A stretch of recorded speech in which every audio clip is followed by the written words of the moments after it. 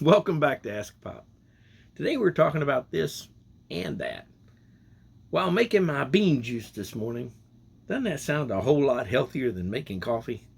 Anyway, while making my bean juice, I noticed that three of my nocturnal buddies, yes, I wake up with the chickens to go to work.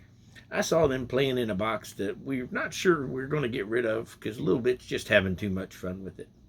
Anyway, I saw them playing around with it, and I got out my phone to take some pictures to post on Facebook when I have one of them their God sightings. And boy, he's really good at those things. And it reminded me that it was time to go on ahead and make a SSA about it. So that's what I'm going to do. He's awesome that way. And he's great at those miracles. The Bible's full of them. The big, big miracles.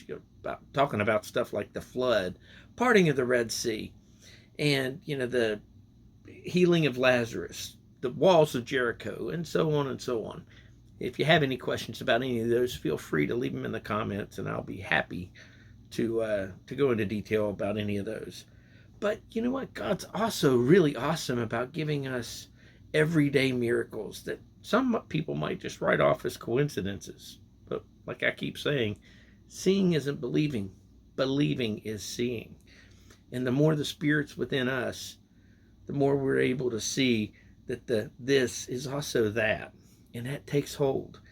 Because, just like with the Bible verses below, we're able to really see that God is able to take things and turn them into something so much more special.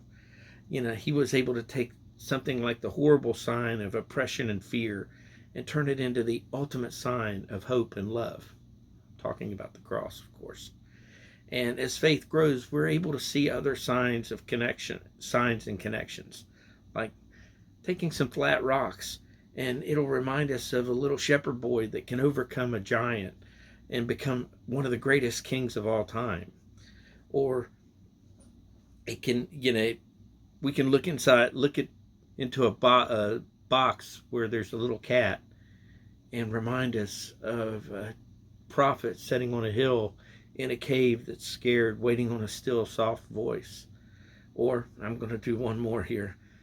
Look at a cat perch where there's an empty tomb, and remind us of a city on a hill where there's a room waiting on us. You see, while I was making my coffee this morning, I got an entire Sunday school lesson, thanks to God, and the fact that He's got all of these this and that's, and the fact that my three cats wanted to play around in a box. My Savior's just so awesome. Thanks for the Bible lesson. Just a thought from a guy getting up and wanting to have a cup of joe this morning. The Bible verses today, 2 Samuel 12, 1 through 15, and John 3, 1 through 10. And the questions: do you see God in different places and different things during your day? And how about, do you ever hear from Him?